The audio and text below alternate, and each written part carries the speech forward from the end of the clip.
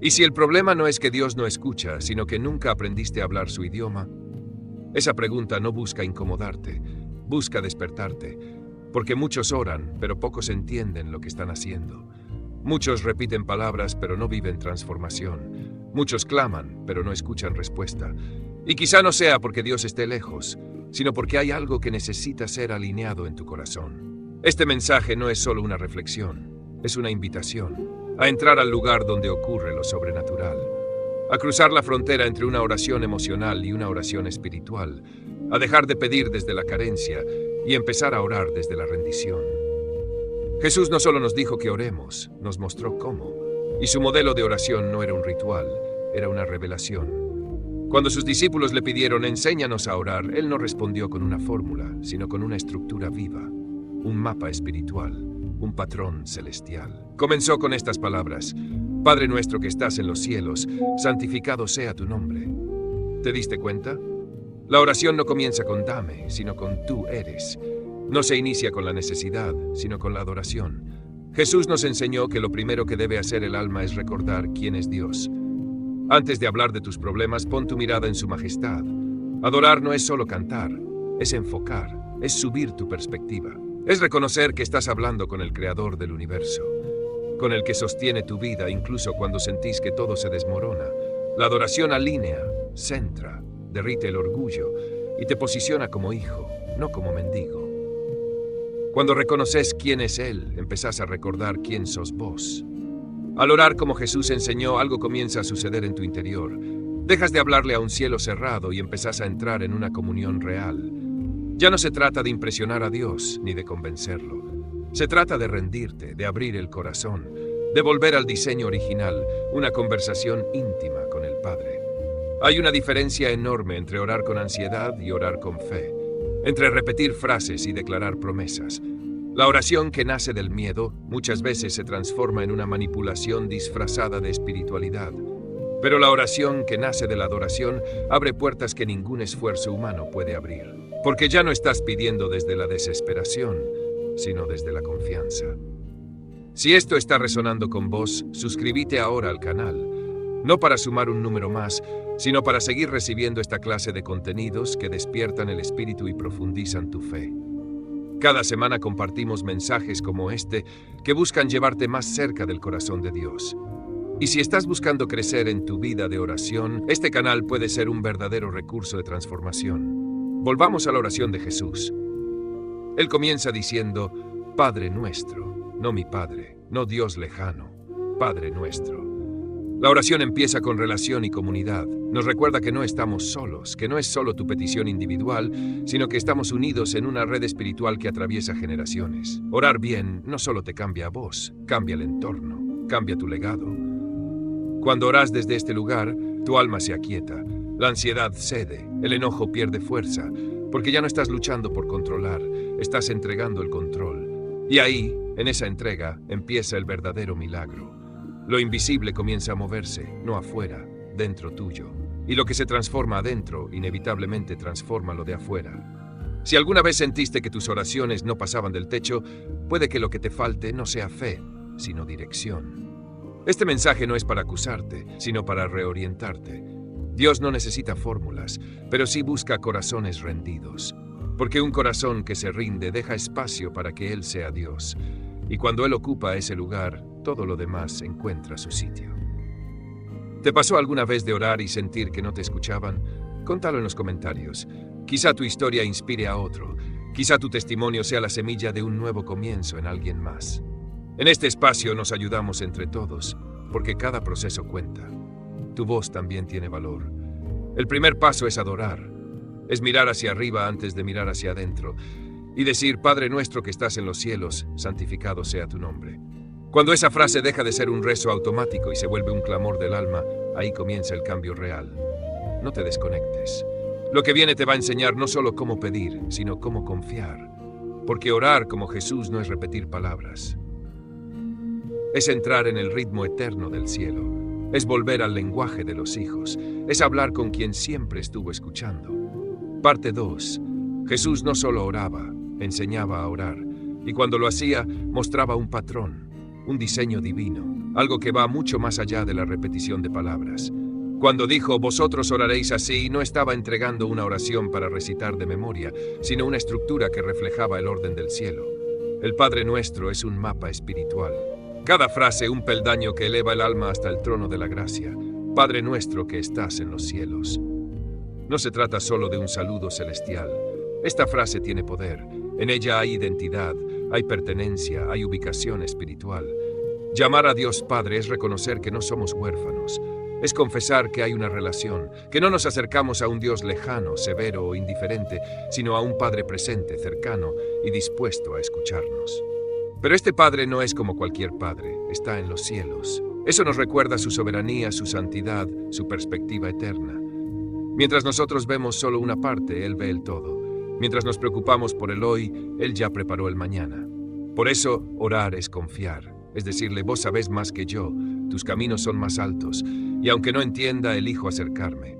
Luego Jesús dice, santificado sea tu nombre. Este es un acto de adoración. No es un deseo, es una declaración. Es reconocer que el nombre de Dios es santo, separado, distinto de todo lo terrenal. En el mundo hay ruido, caos y confusión, pero en su nombre hay pureza, paz y propósito. Adorar el nombre de Dios es recordar cada uno de sus atributos. Jehová Jireh, mi proveedor, Jehová Shalom, mi paz, Jehová Rafa, mi sanador. Cada nombre es una promesa, y cada promesa es una invitación a confiar. ¿Por qué es importante comenzar la oración adorando?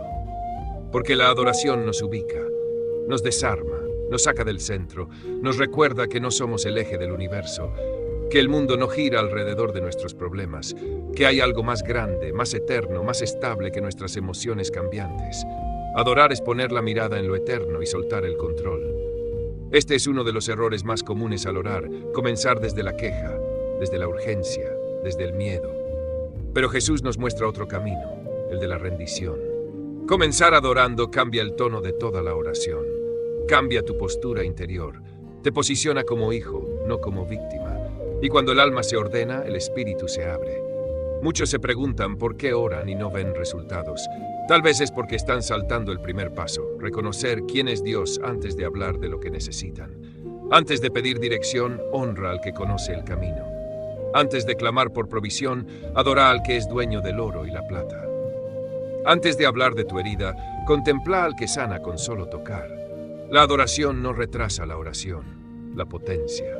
Cuando tu oración comienza con adoración, todo lo demás fluye con más claridad. No se trata de negar lo que te duele, sino de ponerlo en el contexto correcto. Al adorar, recordás que tu dolor no es más grande que Dios, que tu crisis no define tu identidad, que tu historia aún está en las manos del que escribe con amor y redención. Además, la adoración prepara el terreno para que la fe crezca. Porque al recordar quién es Dios, tus pensamientos se alinean con la verdad. Y donde hay verdad, hay libertad.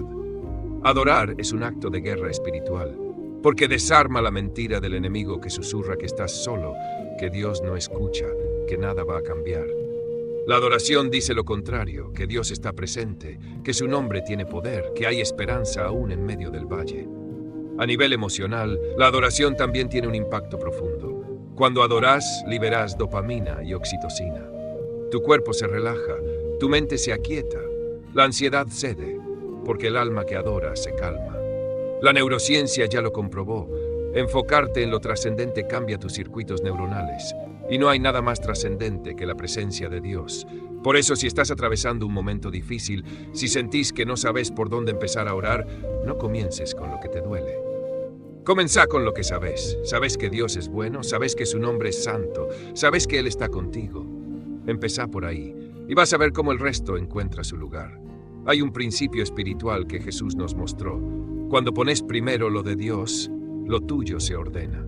Busquen primero el reino de Dios y su justicia, y todo lo demás vendrá por añadidura. Esta no es una promesa mágica, es una ley del reino. El alma que se rinde ante Dios se alinea con el fluir del cielo, y en ese fluir hay provisión, dirección y paz. Así que la próxima vez que te sientes a orar, no empieces hablando, empezá adorando, no te apures. Respira hondo, cerrá los ojos y decile: Padre nuestro que estás en los cielos, santificado sea tu nombre. Repetilo hasta que tu alma lo crea, hasta que deje de ser una frase aprendida y se vuelva una realidad vivida. porque esa es la llave que abre todas las puertas. Este patrón no fue diseñado por casualidad, fue revelado por el mismo Hijo de Dios, y no para que lo ignores, sino para que lo abraces. Jesús sabía cómo funciona el cielo, sabía cómo se mueve el reino, y nos lo mostró no con teoría, sino con práctica. Cada vez que oraba, el cielo respondía, no porque gritara más fuerte, sino porque estaba alineado. Ahora esa estructura está en tus manos, no para repetirla como un rezo vacío, sino para incorporarla como un hábito vivo. La oración empieza en adoración, porque solo cuando reconoces quién es Dios, podés descubrir quién sos vos en Él, y desde ahí todo cambia. Parte 3. Danos hoy nuestro pan de cada día. Con estas palabras Jesús nos enseña algo radical, que la oración no es un lugar de exigencia, sino de dependencia. Que el corazón rendido no clama con arrogancia, sino con humildad. Que pedirle a Dios no es reclamar lo que creemos que merecemos, sino recibir con gratitud lo que necesitamos hoy. Vivimos en una cultura que promueve el control, el futuro planificado, la autosuficiencia, el yo puedo solo. Pero la oración desmantela esa ilusión, nos pone cara a cara con nuestra vulnerabilidad. Nos recuerda que no somos la fuente, sino que necesitamos conectarnos con ella cada día.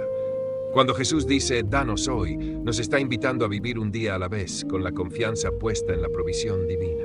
El pan no solo representa el alimento físico, también simboliza el sustento emocional, espiritual, mental. Hay días en que el pan que necesitas no es comida, sino paz. No es dinero, sino descanso. No es éxito, sino consuelo.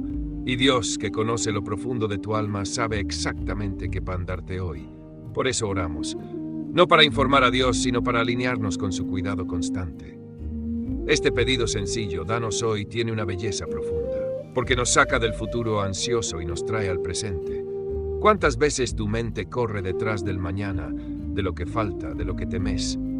Pero Jesús te invita a confiar en el Dios del hoy, el que no se atrasa ni se adelanta, el que provee justo lo necesario en el momento justo. Filipenses 4, 6 y 7 dice, por nada estén afanosos, sino sean conocidas sus peticiones delante de Dios en toda oración y ruego, con acción de gracias. Y la paz de Dios, que sobrepasa todo entendimiento, guardará sus corazones. Esta es la promesa para el que ora con fe, no la eliminación inmediata del problema, sino una paz que guarda el corazón. El alma que aprende a pedir sin ansiedad experimenta un descanso sobrenatural, porque deja de creer que todo depende de uno mismo y empieza a caminar con la certeza de que Dios está al control. ¿Notas cómo esta oración enseña un equilibrio perfecto? Por un lado, reconoce la necesidad, pero por otro se entrega al ritmo del cielo. No dice, danos todo para la semana, ni asegúranos el mes. Dice, danos hoy. Como el maná en el desierto, que no podía acumularse ni almacenarse, sino que debía recogerse cada mañana, fresco y nuevo. Así es el pan espiritual, no lo podés guardar para después. Tenés que buscarlo cada día. Esto choca con nuestro deseo de tener todo resuelto de una vez, de eliminar el riesgo, de garantizar el mañana. Pero la oración, según Jesús, no es una fórmula para evitar la incertidumbre, sino una forma de vivir confiando en medio de ella. Es una escuela diaria de fe, un entrenamiento del alma para soltar el control y abrazar la provisión. Y esto no significa pasividad. No es quedarte de brazos cruzados esperando que todo caiga del cielo. Es hacer tu parte, mientras confías en que Dios hará la suya. Es trabajar, estudiar, moverte, pero sin la carga agobiante del yo tengo que resolver todo. Porque cuando sabes que no estás solo, el peso se aligera. Cuando sabes que hay pan para hoy, podés caminar con paz. A veces el pan de hoy viene en forma de palabra, de una frase que te sostiene, de un versículo que se enciende justo cuando lo necesitabas. Otras veces es un abrazo, una conversación, una oportunidad inesperada. Dios es creativo para proveer. Y cuando orás con los ojos del corazón abiertos, empezás a ver su mano en detalles que antes pasaban desapercibidos. Pero también hay días donde el pan parece escaso, donde orás y no ves nada, donde sentís que el cielo está en silencio. Esos días son parte del camino, son la prueba de fe. El momento donde elegís creer que, aunque no lo veas, Dios sigue siendo tu proveedor, que aunque no entiendas, su fidelidad no cambia, y que el mismo Dios que te sostuvo ayer también lo hará hoy. Danos hoy es una oración que entrena el alma para vivir en el presente, que te saca del pasado que duele y del futuro que asusta y te planta en el ahora donde Dios te encuentra. Porque el milagro no siempre está en lo grande. A veces está en abrir los ojos y ver que ya tenés lo que hoy necesitas: aliento, refugio, propósito. El pan está. Y cuando te acercas a Dios con esta actitud, tu corazón cambia. Ya no venís como quien exige, sino como quien confía. Como un hijo que sabe que su padre cuida cada detalle. Esa es la fe sencilla pero poderosa que mueve el cielo. No la fe que manipula, sino la que descansa. La que dice: Señor, hoy confío, hoy recibo, hoy me alimento de tu presencia. En este tipo de oración no hay espacio para el orgullo, porque depender es humildad. Y en esa humildad se libera el poder de Dios. Cuando decís no puedo solo, Dios responde: yo estoy contigo. Y esa compañía es el mayor pan que podés recibir. Si estás pasando por escasez, no te avergüences de pedir. Dios no se cansa de darte. No se agota su mano ni se cierra su oído. Al contrario, cuanto más le buscas, más se revela. Cuanto más lo necesitas, más cerca está. No como un proveedor distante, sino como un padre amoroso que se goza en cuidar de sus hijos. Y si estás en un tiempo de abundancia, no olvides orar igual. Porque la oración no es solo para los momentos difíciles, es también para mantener el corazón agradecido, para reconocer que todo lo que tenés viene de Él, y que la fuente no sos vos, sino su gracia. Recordá, pedir no es debilidad, es sabiduría, es saber a quién recurrir, es vivir con los ojos puestos en quien puede darte mucho más que pan, puede darte vida, sentido, dirección. Y todo empieza con una oración sencilla: danos hoy nuestro pan de cada día. Parte 4. Perdónanos nuestras deudas como también nosotros perdonamos a los que nos deben. Estas palabras tienen peso, porque no solo hablan de recibir, sino también de soltar. No solo de ser restaurados, sino de restaurar. El perdón, según Jesús, es un canal doble, un puente espiritual que no solo nos conecta con Dios, sino también con los demás. Y si ese puente se bloquea, el alma se estanca. Cuando Jesús incluye el perdón en el corazón de la oración, no lo hace por casualidad. Lo hace porque sabe que no podemos vivir libres si cargamos con la culpa y el rencor. El alma que no perdona se envenena. El alma que no se siente perdonada se encierra. Por eso el perdón no es un detalle, es un eje, un punto de quiebre entre la vida estancada y la vida liberada. Perdónanos nuestras deudas. Es una declaración humilde. Es reconocer que hemos fallado, que necesitamos gracia, que no llegamos por mérito, sino por misericordia. Esta frase nos iguala a todos delante de Dios. Nos pone en el lugar del hijo que vuelve a casa, no con excusas, sino con el corazón abierto. El que ora así se desnuda delante del Padre y dice: fallé, pero aún confío en tu amor. Aceptar el perdón de Dios no siempre es fácil, porque nuestra mente está entrenada para castigar, no para liberar. Estamos acostumbrados a cargar con culpas, a repetirnos los errores, a mirar hacia atrás con vergüenza. Pero la oración nos ofrece otro camino, uno en el que la culpa no tiene la última palabra, sino la gracia. Cuando decís perdónanos, estás abriendo el alma, estás sacando a la luz lo que antes ocultabas. Y en esa luz Dios no te rechaza, te abraza, no te expone para humillarte, sino para sanarte. Porque la confesión no es para que Dios se entere, sino para que vos te liberes. Él ya sabe todo. Pero cuando lo reconoces con tu boca, algo se rompe adentro y comienza la verdadera transformación. El perdón también tiene un efecto poderoso sobre tu salud. Diversos estudios muestran que quienes practican el perdón experimentan menos ansiedad, menos estrés, menos síntomas físicos. ¿Por qué? Porque el rencor consume energía. La culpa desgasta.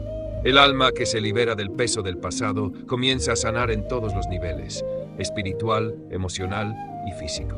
Pero Jesús no se detiene en pedir perdón. Nos llama también a perdonar, como también nosotros perdonamos a los que nos deben. Y acá empieza el verdadero desafío, porque a veces queremos la gracia para nosotros, pero justicia para los demás. Queremos que nos entiendan, pero no siempre estamos dispuestos a entender. Perdonar no es justificar el daño, no es decir que estuvo bien lo que te hicieron, no es olvidar, es soltar, es elegir no cargar más con lo que te hizo otro, es liberar al otro y liberarte a vos. Porque el rencor es una cárcel que encierra a quien lo sostiene. El perdón, en cambio, es una llave que abre puertas internas que hace años estaban cerradas. Quizá hoy estás luchando con heridas viejas, palabras que todavía duelen, abandonos que siguen sangrando, traiciones que marcaron tu historia. No es fácil perdonar, pero es necesario. No por el otro, por vos. Porque mientras el rencor viva en vos, va a afectar todo lo que toques. tus relaciones, tus decisiones, incluso tu forma de orar. Jesús enseñó que si no perdonamos, bloqueamos la fluidez del reino en nuestra vida. Y no porque Dios quiera castigarnos, sino porque cerramos el canal por donde corre su gracia. No se trata de ganarse el perdón, sino de vivir coherentemente con el perdón recibido. Si Dios te liberó, ¿por qué seguir encadenado a lo que te hicieron? A veces perdonar requiere tiempo, proceso, lágrimas. No siempre es instantáneo, pero empieza con una decisión, una oración, un acto del alma que dice: Señor, no puedo solo, pero quiero soltar. Y en ese acto humilde Dios empieza a obrar. A veces no se siente nada al principio, pero cada vez que repetís esa oración algo se va quebrando. Y un día te das cuenta de que ya no duele igual, que podés recordar sin ira, que hay paz. También hay que hablar del perdón a uno mismo, algo que para muchos es incluso más difícil que perdonar a otros. ¿Cómo perdonarte si sabes exactamente lo que hiciste? ¿Cómo soltar la culpa si sos vos quien falló? Acá entra la gracia. Porque si Dios, que es santo, te perdona, ¿quién sos vos para seguir castigándote? No se trata de minimizar el error, sino de magnificar la cruz. De mirar lo que Jesús hizo por vos y decir: si su sangre fue suficiente, entonces no necesito seguir sangrando por dentro. El perdón no borra el pasado, pero cambia tu forma de vivir con él. Ya no como una sombra que te persigue, sino como una historia redimida por la gracia. Perdonar no siempre repara la relación con otros. A veces la otra persona no cambia, no reconoce, no vuelve. Pero el perdón no depende de la respuesta del otro, sino de tu decisión interna. Vos podés perdonar sin reconciliación externa, porque el perdón es una obra del alma, no una transacción social. Y si te cuesta perdonar, pedilo en oración. Decile: Señor, enséñame a perdonar. Dame tu corazón. Él lo hará, porque sabe lo que duele. Jesús fue traicionado, golpeado, rechazado, y aún así perdonó. En la cruz oró por los que lo herían, y ese mismo espíritu está en vos, el espíritu que da poder para hacer lo que parece imposible. Perdónanos como nosotros perdonamos es una declaración poderosa. Es decir, quiero recibir pero también dar. Quiero sanar pero también soltar. Quiero vivir libre. Porque no se puede orar bien con el corazón cargado de rencores. Y no se puede crecer espiritualmente mientras se guarda odio en el alma. Así que hoy, en este momento, hace una pausa. Cerrá los ojos. Pensá en esa herida, en ese rostro, en esa frase que todavía te marca. Y soltala. No por debilidad, sino por fuerza. No porque no te importe, sino porque decidís vivir liviano, libre, con el corazón limpio para seguir orando y para seguir recibiendo. Parte 5. Y no nos dejes caer en tentación, mas líbranos del mal. Esta parte de la oración que Jesús enseñó nos enfrenta con una verdad que a veces evitamos. Necesitamos protección. No somos invencibles. No todo se puede prever. No todo está bajo nuestro control. Vivimos en un mundo donde la tentación es constante y donde el mal no siempre se presenta de forma evidente. Por eso Jesús nos enseñó a pedir ayuda, no como quien teme, sino como quien confía en un Padre que cuida. Y no nos dejes caer. ¿Notas el tono? No es una oración triunfalista, es humilde.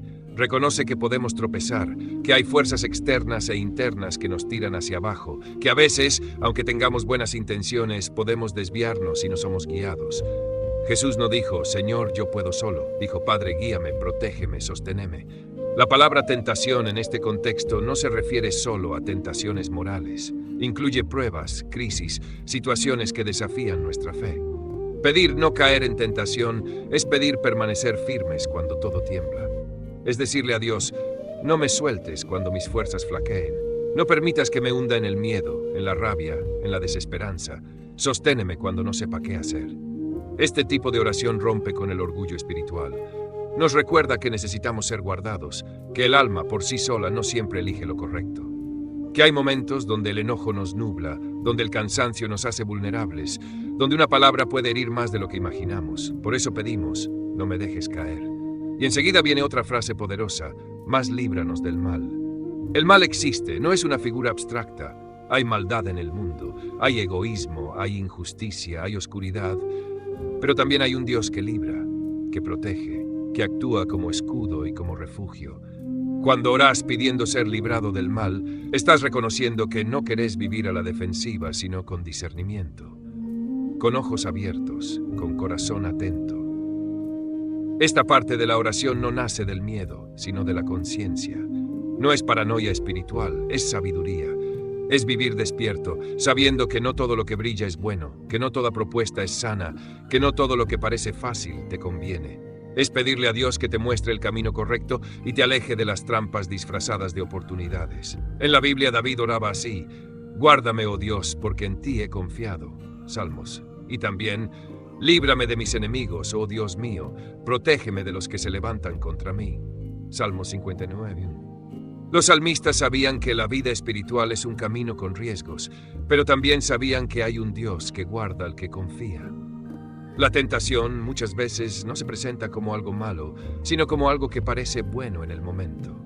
Puede ser una relación que sabes que no te hace bien, pero te da compañía. Puede ser una decisión apresurada que parece una salida, pero te aleja de tu propósito. Puede ser un pensamiento que te justifica, pero te encierra. Por eso esta oración es tan actual, tan necesaria. Líbranos del mal también incluye pedir cobertura para los tuyos, para tu familia, para tus hijos, para tus decisiones. No solo pedís por vos, pedís por el entorno, porque sabes que el mal no respeta fronteras, pero también sabes que la oración sí puede levantarlas, que hay poder cuando alguien clama con fe por la protección de los suyos. No se trata de vivir con miedo, se trata de vivir conscientes, sabios, en comunión. Un alma conectada a Dios es un alma sensible a su voz, y cuando Dios te guía podés ver lo que otros no ven. Sentís un no interior cuando algo no es para vos. Sentís una advertencia suave pero firme. Esa es la guía del Espíritu, y se activa cuando orás pidiendo dirección. También hay un aspecto personal en este pedido. A veces el mal está en actitudes que todavía no rendiste, en pensamientos que no frenaste, en enojos que alimentás. Por eso también decís: líbrame del mal que hay en mí, no solo del que viene de afuera. Líbrame de la tendencia a caer en lo mismo, de justificar lo que sé que está mal, de repetirme excusas en lugar de buscar transformación. Dios no espera que seas perfecto, pero sí que seas sincero, que reconozcas tus puntos débiles, que le digas: en esto necesito tu ayuda. Esa oración no te debilita, te fortalece, porque abre un canal donde el Espíritu puede intervenir. Puede advertirte, corregirte, levantarte. Puede hacer lo que vos no podrías solo. Jesús mismo fue tentado. 40 días en el desierto enfrentando al enemigo cara a cara, y salió victorioso, no porque no sintiera hambre o soledad, sino porque estaba lleno del Espíritu y firme en la palabra. Esa es la clave. No es evitar el desierto, es caminar por él con la certeza de que no estás solo. Es saber que si Dios permitió la prueba, también dará la salida. Líbranos del mal. Puede ser también una oración de emergencia, cuando estás a punto de caer, cuando estás frente a una decisión riesgosa, cuando sentís que tu alma se desborda. Decilo en voz alta. A veces no necesitas un discurso largo, solo esas palabras: Señor, líbrame del mal, y Él responde. A veces con paz, a veces con una persona que te llama justo a tiempo, a veces con una convicción que te frena. Dios actúa. No subestimes el poder de esta oración. No la veas como una frase de cierre. Es un escudo, un clamor, un recordatorio de que sos vulnerable, pero no estás solo. De que el mal existe, pero no tiene la última palabra. De que podés pedir ayuda y ser escuchado. Esta parte del Padre Nuestro te entrena para la vida real, para los días buenos y para los días difíciles. Te da palabras para cuando no sabes qué decir. Te da una actitud de humildad, pero también de autoridad. Porque sabes que no enfrentás el mal con tus fuerzas, sino con la presencia de Dios en vos. Así que no dejes esta oración para el final. Hacela parte de tu día. Repetila cuando salgas de casa, cuando te enfrentes a decisiones, cuando te sientas tentado, cuando notes que algo se mueve en tu interior que no viene de Dios. Y recordá, Él no solo te cuida, te forma, te fortalece, te acompaña en cada paso. Parte 6. Tuyo es el reino, el poder y la gloria por los siglos de los siglos. Amén. Con esta frase concluye la oración que Jesús enseñó. Pero no es un simple cierre, es una coronación. Un acto final que pone todo en su lugar. Es volver a declarar lo que ya sabes, pero que necesitas recordar cada día, que todo le pertenece a Dios, que Él es soberano, que nada escapa a su control. Después de haber pedido, confesado, rendido, Jesús nos lleva a terminar adorando, porque la oración que empieza con adoración también debe terminar con ella. No porque Dios necesite halagos, sino porque nuestra alma necesita reenfocarse. Necesita saber una vez más que el reino no es nuestro, que el poder no viene de nosotros, que la gloria no es para nosotros. Todo es de Él. Tuyo es el reino. Eso quiere decir que el gobierno último no está en manos de los hombres, que aunque veas caos alrededor, hay un reino más alto, más firme, más justo, un reino eterno que no tiembla con las noticias ni cambia con las decisiones humanas. En un mundo de poderes pasajeros, declarar que el reino es de Dios es un acto de fe, de esperanza, de adoración profunda. Tuyo es el poder. Muchas veces oramos con una mezcla de fe y duda. Decimos, Señor, ayúdame, pero en el fondo creemos que todo depende de nosotros. Esta frase nos recuerda que el poder para transformar, sanar, restaurar, abrir caminos, viene de Él. No está en nuestra voluntad, ni en nuestras estrategias. El poder es suyo, y si es suyo, entonces no hay nada que Él no pueda hacer. Tuyo es la gloria. La gloria es el brillo, el peso, la presencia de Dios manifestada. Cuando decimos tuyo es la gloria, estamos soltando el ego. Estamos reconociendo que todo lo bueno que podamos vivir, todo lo hermoso que suceda, no es para hacernos famosos, sino para que Él sea conocido. La oración te alinea con eso. Te recuerda que fuiste creado para reflejar su luz, no para construir tu propia marca. Este final de la oración nos invita a rendir el control, a reconocer que nuestra historia tiene sentido solo cuando está dentro de un plan más grande. Y eso, lejos de asustarnos, debería llenarnos de descanso. Porque si todo le pertenece a Dios, entonces estamos seguros. Entonces, aunque no entendamos lo que está pasando, podemos confiar en que su reino avanza, su poder actúa y su gloria se manifestará. La adoración que cierra la oración no es ritual, es entrega. Es decir, todo esto que oré, todo lo que te pedí, todo lo que confesé, lo dejo en tus manos. Porque vos sabés, porque vos podés, porque vos sos digno. Es una forma de soltar la ansiedad, de no salir de la oración con la carga a cuestas, sino con el alma ligera, confiada. Muchos oran, pero siguen cargando el peso, como si al decir amén volvieran a tomar el control. Pero Jesús nos muestra otro camino: orar y soltar, adorar y dejar que Dios haga lo que solo Él puede hacer. Porque si el reino es suyo, entonces no tenemos que forzar nada. Si el poder es suyo, no necesitamos manipular. Si la gloria es suya, no hace falta demostrar nada.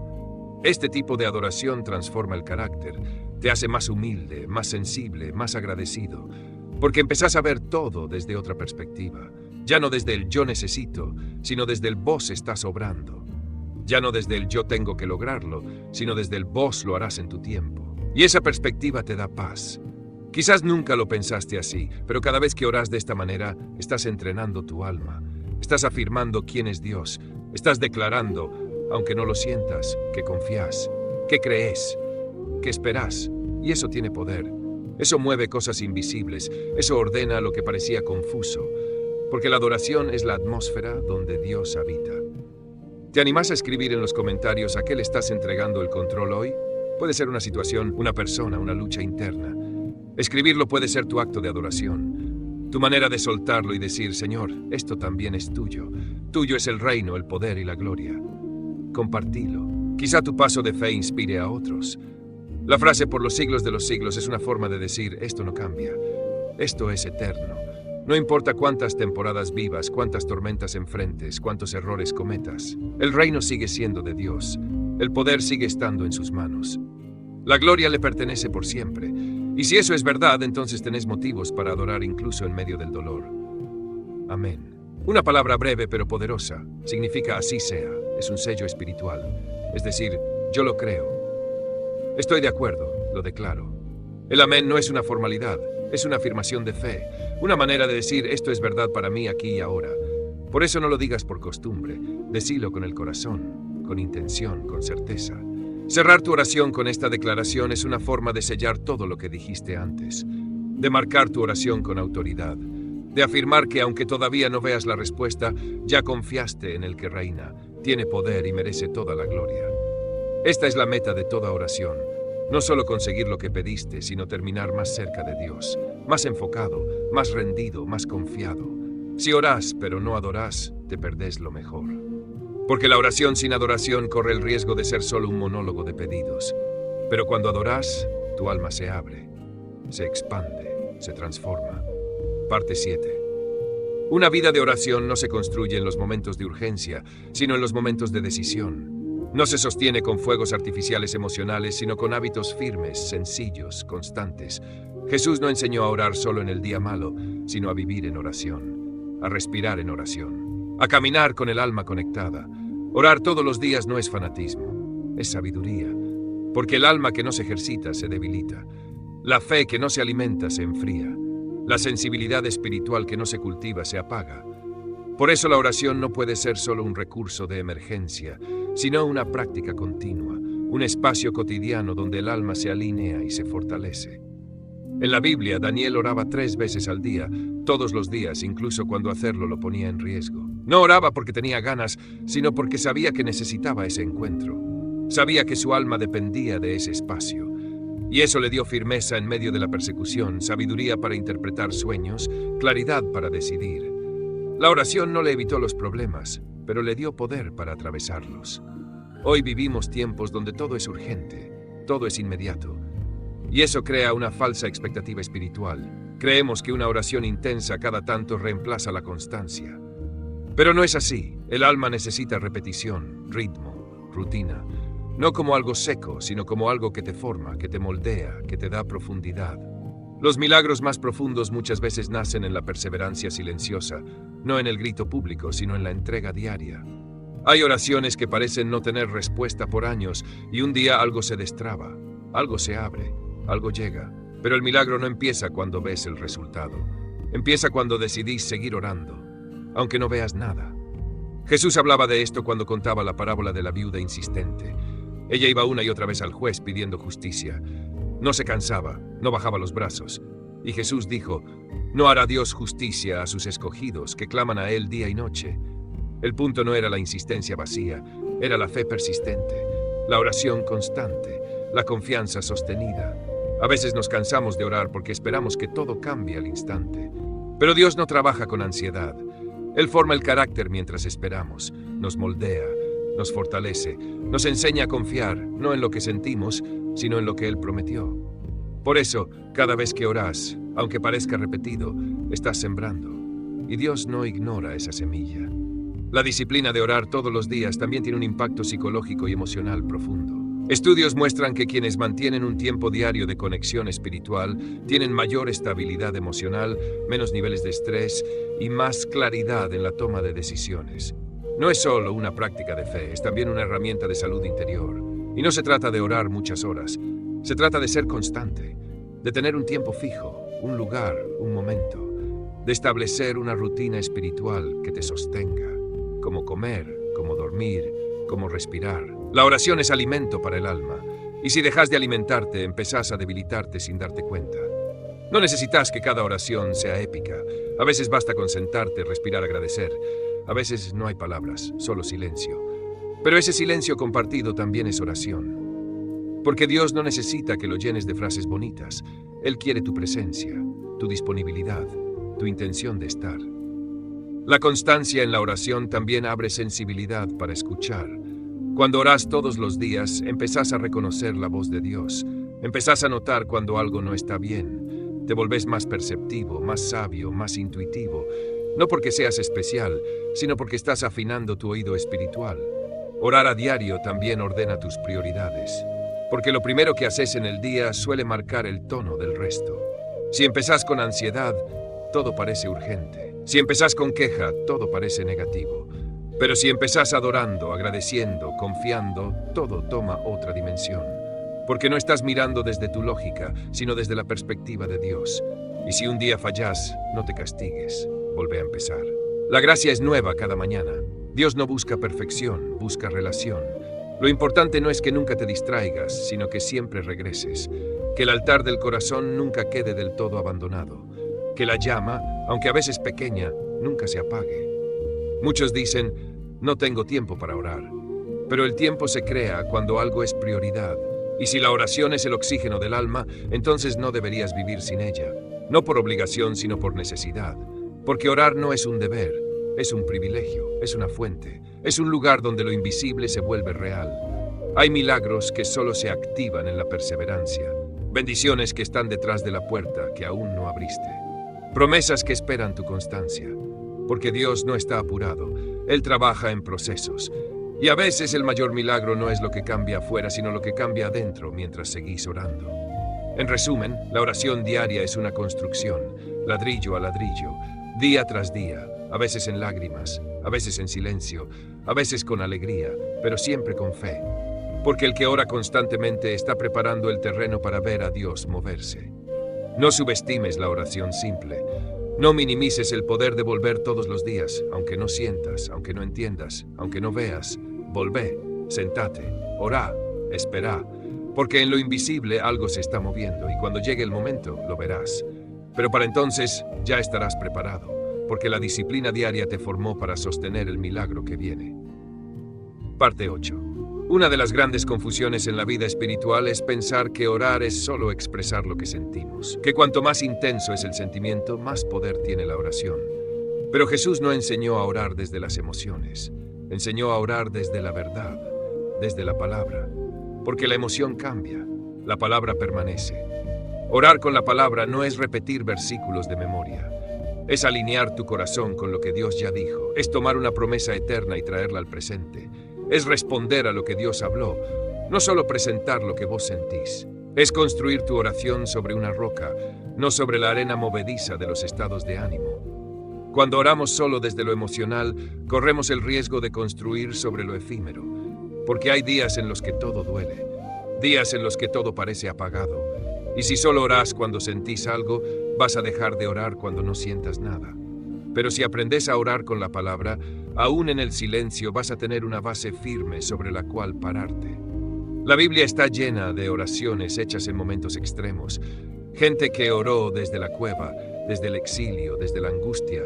Pero incluso en su dolor citaron las promesas, recordaron los pactos, se aferraron a lo que Dios había dicho, no a lo que estaban sintiendo. Porque sabían que las emociones pasan, pero lo que Dios habló permanece firme. Cuando Jesús fue tentado en el desierto, no respondió con frases humanas. No reaccionó con enojo ni desde su necesidad física. Respondió con la Escritura. Escrito está. Fue su ancla, su espada, su forma de resistir. Y eso no fue un recurso teológico, fue una estrategia espiritual. Nos mostró cómo se pelea en el mundo invisible, no con gritos, sino con verdad. Orar con la palabra es declarar, Señor, no sé qué siento, pero sé lo que dijiste. No entiendo lo que está pasando, pero sé lo que prometiste. No veo la salida, pero recuerdo lo que hiciste en el pasado. Es transformar cada oración en una respuesta de fe, no en una reacción emocional. Por eso es tan importante conocer la Escritura, no para ganar debates, sino para sostener tu vida interior. Cada promesa es una semilla, y cuando orás con ellas, las activás, las sembrás, les das espacio para germinar. Quizá no veas el fruto al instante, pero algo está echando raíces en lo profundo. Muchas veces la oración emocional se centra en lo que falta. En cambio, la oración basada en la palabra se enfoca en lo que ya fue dado. En vez de decir no tengo paz, decís me aferro a tu paz que sobrepasa todo entendimiento. En vez de repetir tengo miedo, decís aunque ande en valle de sombra de muerte, no temeré. Y esas frases no son consuelos. Son realidades espirituales que se activan cuando las crees. Es como si tu alma se reeducara, como si tus pensamientos fueran lentamente reconfigurados. Porque la palabra de Dios no solo se escucha, se internaliza. Y cuando forma parte de tu interior, cambia tu forma de hablar, de sentir, de pensar.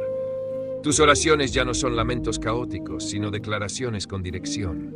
Por eso te invito a que hagas algo sencillo pero transformador. Tené tu Biblia cerca cuando ores. Busca un versículo que hable de tu situación y léelo en voz alta. Repetilo, escribilo. Que tu oración no empiece solo desde tu necesidad, sino desde la palabra. Vas a ver cómo cambia tu enfoque, tu tono, tu fuerza interior. Si estás buscando una comunidad donde este tipo de oración sea parte del día a día, te invito a suscribirte al canal. Este espacio fue creado para eso, para profundizar, para enseñar, para acompañar. Cada video está pensado para ayudarte a conectar con Dios desde un lugar real, sólido y transformador. Sumarte puede ser el próximo paso para construir una vida espiritual más firme y consistente. Cuando la palabra entra en tu oración, no hay lugar para la mentira. Porque muchas veces lo que te frena no es la realidad, sino lo que crees sobre esa realidad. Y la palabra viene a corregir esa distorsión. A recordarte que no estás solo, que no estás vencido, que no estás olvidado. Viene a encender luz donde antes solo había sombras. Incluso en los momentos más duros, orar con la palabra te levanta. Porque no estás hablando desde el vacío, estás hablándole a Dios con su propio lenguaje. Estás diciéndole, creo lo que dijiste, confío en tu carácter, me aferro a tu promesa. Y eso en el mundo espiritual tiene un poder inmenso. No es magia, no es fórmula, es comunión profunda, es volver a escuchar la voz del Padre en medio del ruido del mundo y responderle. Porque la oración, cuando está empapada de escritura, ya no es solo un pedido. Es un eco del cielo que sale de tu boca. Es como decirle a Dios, no tengo mucho que ofrecer, pero tengo tu palabra. Y sobre eso construyo mi fe. Termina tu oración con una promesa, no con una queja. Cerrá tu día recordando lo que Dios dijo, no lo que sentís que falta. Y vas a notar cómo tu perspectiva cambia, cómo tu alma respira, cómo tus pasos se vuelven más seguros. Porque cuando la palabra se vuelve tu sostén, nada te derriba fácilmente. Parte 9. Hay una parte de la vida espiritual que no se habla lo suficiente, un terreno silencioso, largo, muchas veces invisible.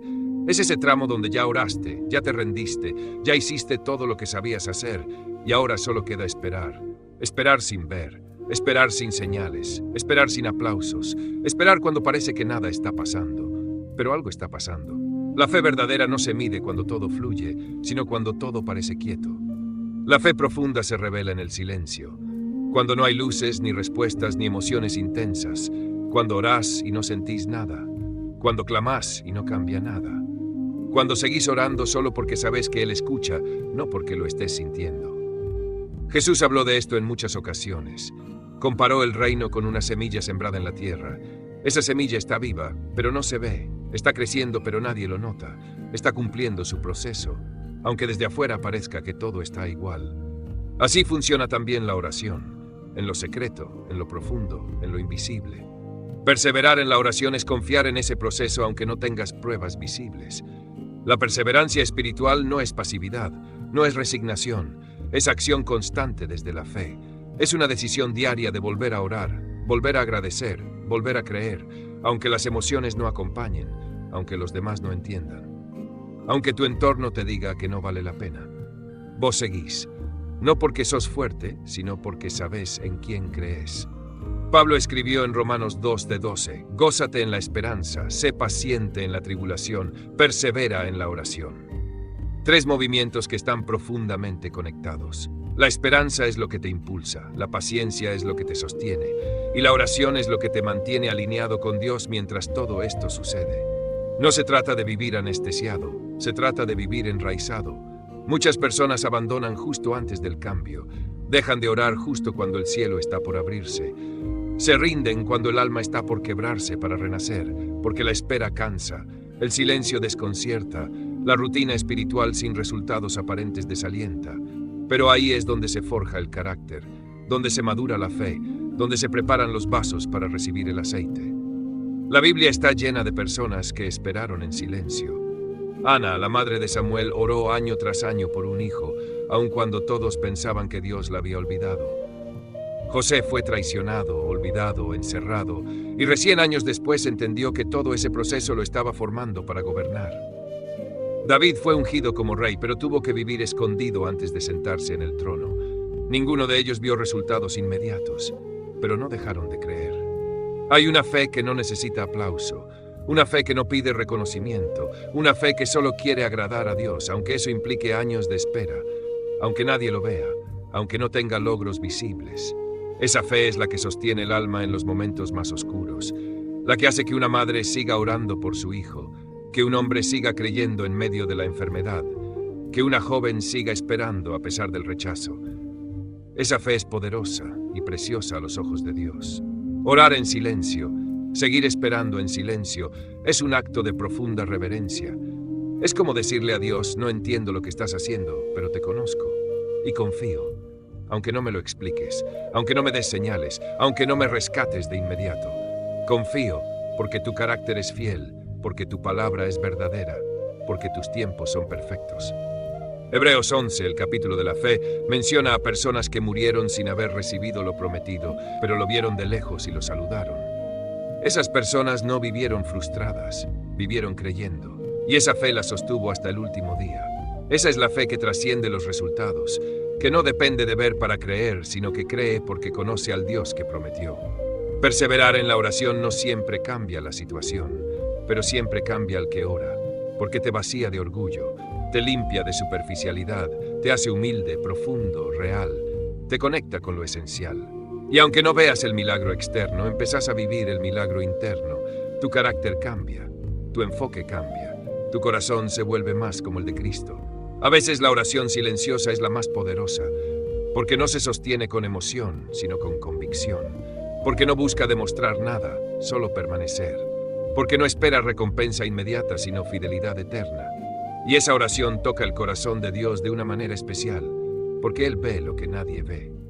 Él sabe cuánto te cuesta seguir creyendo, y Él honra cada oración que hiciste en fe, aún sin recibir respuesta. Si estás en una temporada de espera, no te desesperes.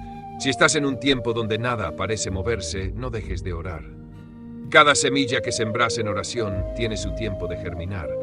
Cada lágrima que derramas en secreto está siendo recogida. Cada suspiro, cada silencio, cada no entiendo que soltás delante de Dios está siendo escuchado.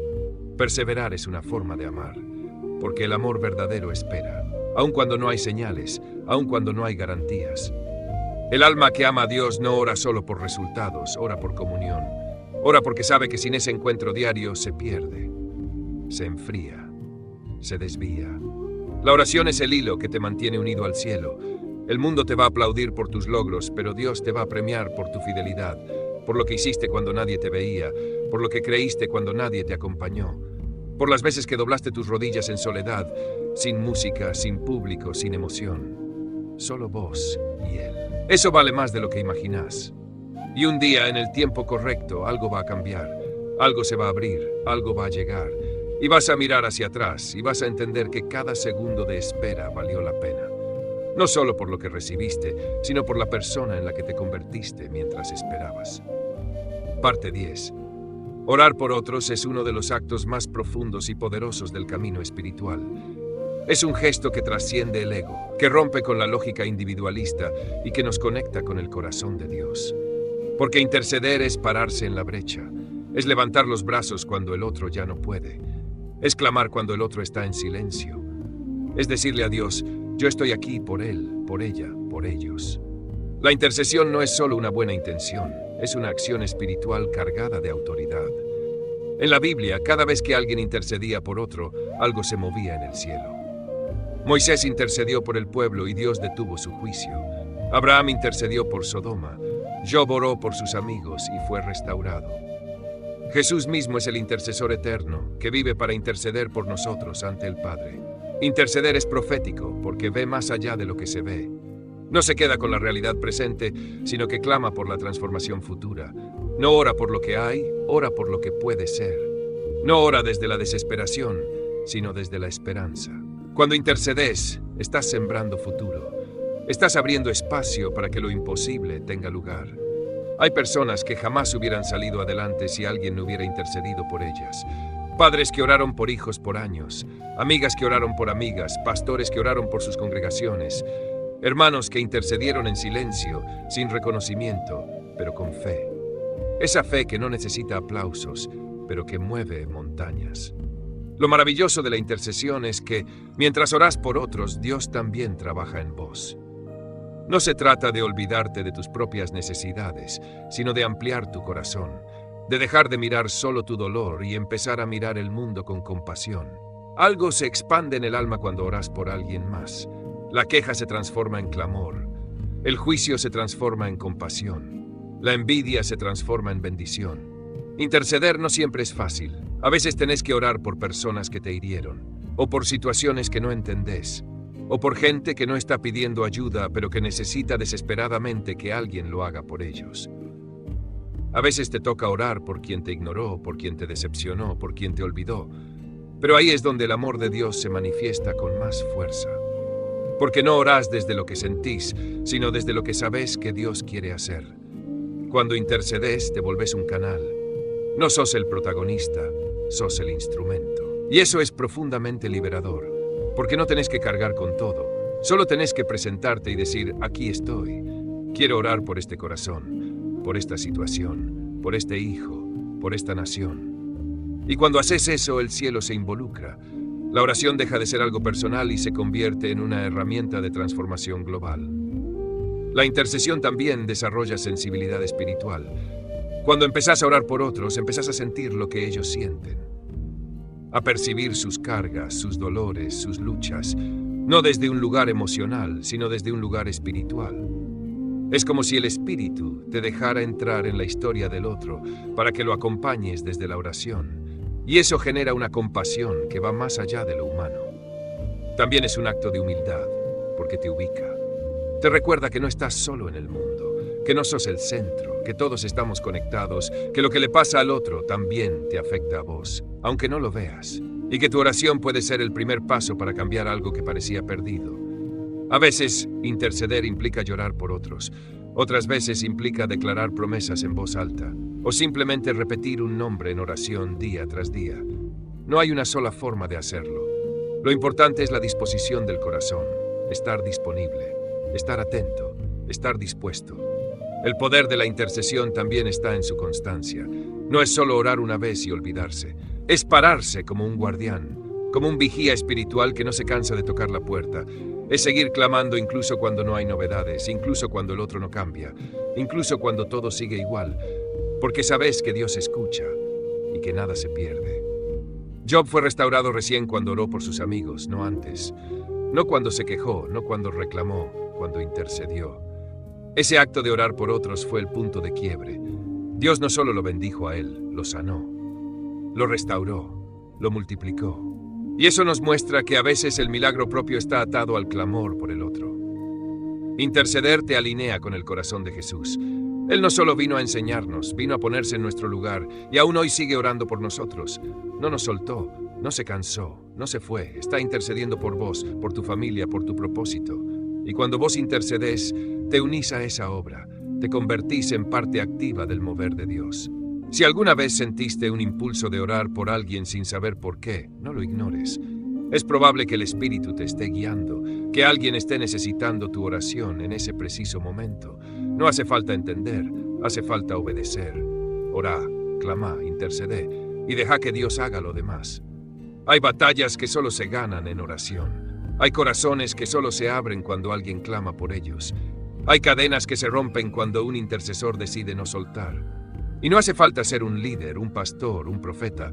Hace falta tener un corazón dispuesto, un alma sensible, una fe que no mira solo lo propio, sino lo eterno.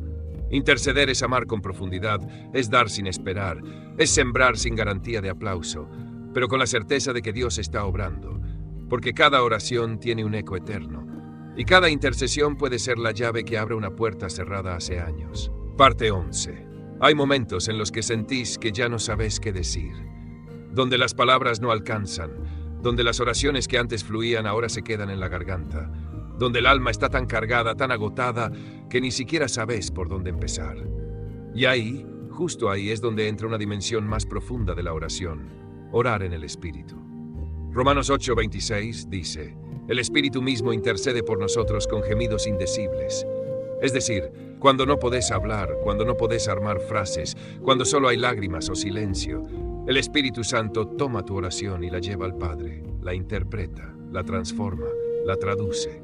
Y eso no es misticismo, es realidad espiritual, es consuelo puro, es la certeza de que no estás solo ni siquiera en tu oración. Orar en el Espíritu no siempre implica hablar en lenguas o tener experiencias extraordinarias. A veces es tan simple como estar quieto y dejar que sea Dios quien conduzca ese momento. Es permitir que la oración no salga solo de tu mente, sino de lo más profundo. Es conectar con el corazón del cielo, incluso cuando el tuyo está roto. En esos momentos ya no oras por fórmulas ni por repetición. Estás tan conectado que ni siquiera sabes bien qué estás diciendo. Pero hay paz, hay una seguridad inexplicable, una fuerza invisible. Es como si el cielo entero respirara con vos, como si el suspiro que soltás fuera una canción que Dios entiende por completo. Orar en el Espíritu no es algo reservado para los espirituales o los más avanzados. Es una gracia disponible para todos los que lo deseen, para todos los que se rindan, para todos los que digan, Espíritu Santo, ayúdame a orar. No se trata de hacerlo perfecto, se trata de hacerlo verdadero, honesto, abierto, sin máscaras. Es muy diferente orar con tus fuerzas a orar con la asistencia del Espíritu. Una te agota, la otra te renueva. Una se esfuerza por construir frases coherentes, la otra fluye como un río. Una intenta controlar el momento, la otra se entrega a lo que Dios quiera hacer. Orar en el Espíritu no es soltar palabras, es soltar el alma. En la vida vas a enfrentar situaciones donde la oración humana no basta, donde necesitas una fuerza mayor, donde necesitas que sea el cielo mismo el que tome la iniciativa. Y ahí lo único que tenés que hacer es estar disponible, no apurar nada, no forzar nada, solo presentarte y decir estoy acá, no sé qué decir, pero estoy. Y si este mensaje está tocando algo en tu interior, no lo ignores. Te invito a que te suscribas a este canal, porque acá vas a encontrar contenidos que no solo informan, sino que transforman. Palabras que van al hueso, reflexiones que acompañan procesos reales, y una comunidad que, como vos, quiere aprender a orar con profundidad. La mayoría de las veces, orar en el Espíritu no te saca de la situación, pero te cambia en medio de ella. De repente tenés paz, tenés claridad. Ya no tenés miedo, aunque el problema siga ahí. Ya no te sentís solo, aunque nadie más lo entienda. Porque el Espíritu no solo intercede, consuela, revela, sostiene. Es probable que algunas de las mejores oraciones que hayas hecho no hayan tenido palabras. Solo lágrimas, solo respiraciones entrecortadas, solo un corazón rendido. Y eso también es oración. Eso también llega al trono. Eso también tiene poder. Porque lo importante no es cómo orás, es con quién orás. ¿Alguna vez tuviste una experiencia así donde sentiste que no podías hablar, pero sabías que Dios te estaba escuchando igual? Contalo en los comentarios. Porque alguien más necesita saber que no es raro, que no estás solo, que el silencio también puede ser oración. Orar en el Espíritu te da acceso a una dimensión donde no hay distancia entre vos y Dios, donde el alma se vuelve transparente, donde lo eterno toca lo humano, donde lo que no entendés se acomoda, donde lo que te pesaba se aligera. Y no es porque cambió la situación, es porque cambiaste vos. Así que cuando no sepas qué decir, no digas nada. Solo sentate. Cerrá los ojos, respirá y decile al Espíritu, orá conmigo. Él lo va a hacer. Él sabe cómo llegar al corazón del Padre. Él conoce lo que tu alma necesita y Él nunca falla.